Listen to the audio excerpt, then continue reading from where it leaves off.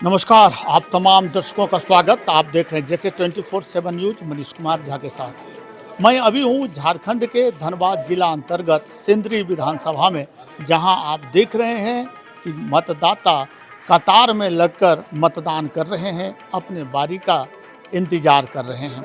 कुछ लोग हमारे साथ हैं, हम इनसे जानने का प्रयास करते हैं कि इस बार का चुनाव पिछले चुनाव से किस तरह से खास रहा है।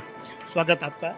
पिछला बार जो चुनाव हुआ 2019 का, अगर विधानसभा का बात करें 2024, तो किस तरह का अलग है या मुद्दा क्या है जहन में? मुद्दा कुछ नहीं, यहाँ सब आदमी बीजेपी को वोट दे रहा है, बीजेपी को वोट पड़ रही है रहा है। नहीं, ऐसा क्यों? कुछ तो कारण है विकास पर, या बटोगे तो कटोगे, एक रहेंगे तो नेक रहेंगे, अनेक ऐसे वादे हुए, दावे हुए, तो कौन सा जहन में आप जहन में आया है कि एक बटोगे तो कटोगे, वही बात है। इस बात ने प्रभाव डाला है? एकदम प्रभाव डाला है। अपना नाम बता। मेरा नाम रंजीत कुमार चौरसिया हुआ। जो स्लोगन दिया गया, उस स्लोगन का भी कुछ प्रभाव है, जैसा कि रंजीत जी बता रहे थे। और भी लोग हैं हमारे साथ, हम जानने का प्रयास करते हैं। आप खड़ा है, मतदान कर लिए? नहीं, वेटिंग में है। क्या जहन में है? चूंकि 2019 का हम बात करें और 2024 का हम बात करें, कितना अंतर आप देख रहे हैं मुद्दे को लेकर, या राजनीति में कितना अंतर? राजनीति में बहुत सारा अंतर आया हुआ है। अभी तो पूरा जातिवादी को ध्रुवीकरण किया जा रहा है।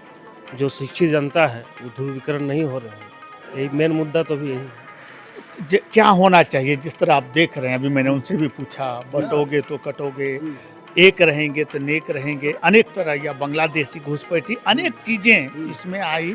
तो आप लोग के जहन में क्या ये मुद्दा प्रभावित कर रहा है या कुछ और है? नहीं, प्रभावित तो जरूर कर रहा है। सबसे पहला बात है कि देश सुरक्षित तो सब सुरक्षित है। बाहरी वाला मुद्दा भी सही बात उठाया जा रहा है, इसमें कोई दो राय नहीं है। इस चीज को अगर ध्यान दें, क्योंकि ये प्रश्न मैं इसलिए कर रहा हूँ कि केंद्र और राज्य अलग अलग चीजें हैं।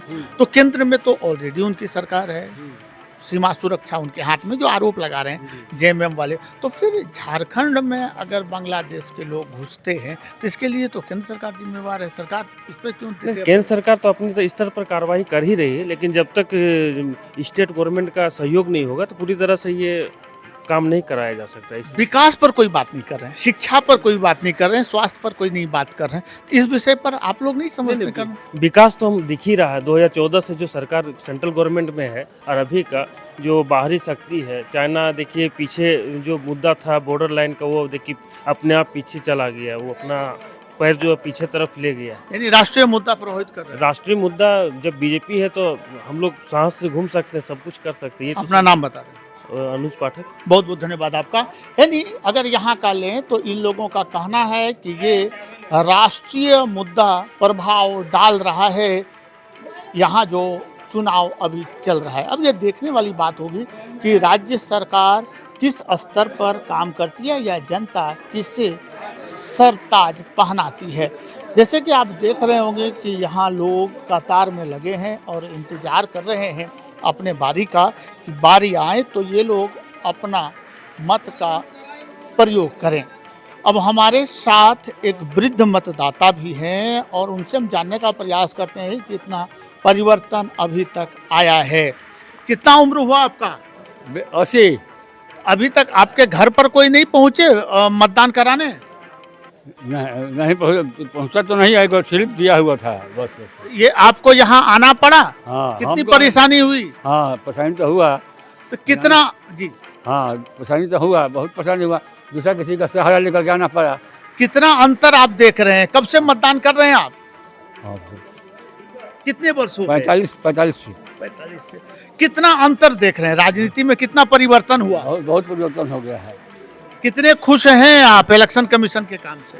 खुश तो नहीं है, खुश तो नहीं है। जो पहले जैसा हमारा था विचार, वैसा भी विचार नहीं है किसी का।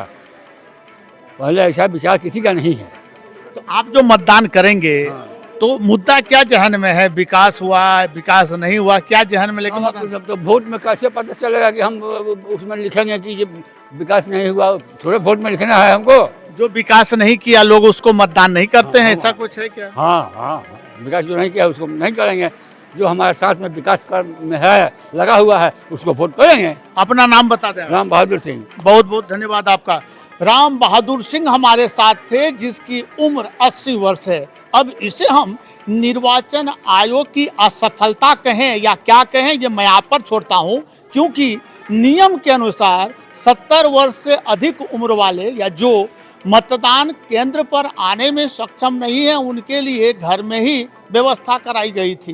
कहीं ना कहीं स्थानीय प्रशासन की ये चूक है कि ये वृद्ध अभी किसी का सहारा लेकर मजबूरी में मतदान केंद्र तक पहुंचे हैं। यह बात जरूर हम चाहेंगे कि इलेक्शन कमीशन तक जाएं और इस पर ध्यान दें, ताकि आने वाले समय में जो ऐसे बुजुर्ग हैं उनके लिए समुचित व्यवस्था की जाए, क्योंकि कागज कलम पर कार्य पूरा करना आसान है और जब आप धरातल पर आएंगे तो आपको पता चलेगा कि कितनी कमियां रह गई जो दिखाई नहीं देती है। कुछ युवा भी हमारे साथ हैं, हम लेने का प्रयास करते हैं क्या स्थिति रही है और क्या जहन में है इनका। इस बार जो मतदान कर रहे हैं आप, कितने वर्षों से मतदान करते हैं? 4 वर्ष हो गया मतदान करते। 4 वर्षों। क्या जहन में है, चूंकि वादे तो अलग अलग किए गए, दावे अलग अलग किए गए, अलग अलग पार्टियों के जो स्टार प्रचारक यहाँ आए, दावे तो बहुत रहता है लेकिन काम कुछ नहीं होता है, विकास कुछ नहीं होता है। दावे तो बहुत करते हैं नेता लोग। तो फिर मतदान तो करना है। हाँ, मतदान तो अब जब हम इसमें बात करें कि बटोगे तो कटोगे, विकास पर, शिक्षा पर, स्वास्थ्य पर, तो कौन लगता है कि काम होना चाहिए इसे मतदान? देखिए अब रिजल्ट ही बताएगा, अब अभी क्या बोल सकते हैं। यानी जहन में क्या है, विकास या शिक्षा? हाँ, दोनों होना चाहिए, विकास भी होना चाहिए, शिक्षा भी होना चाहिए। नाम बता दें अपना। रणधीर कुमार गोस्वामी। बहुत बहुत धन्यवाद आपका। स्थिति मैं आपको दिखाने का प्रयास किया। यहाँ देखिए पुरुष और महिला ये सभी कतार में लगे हैं और इंतजार कर रहे हैं, अपने बारी का इंतजार कर रहे हैं मतदान करने का। क्या रहता है और खास हम दिखाने का करेंगे प्रयास। फिलहाल आप मुझे सिंदरी विधानसभा से दीजिए अनुमति। नमस्कार।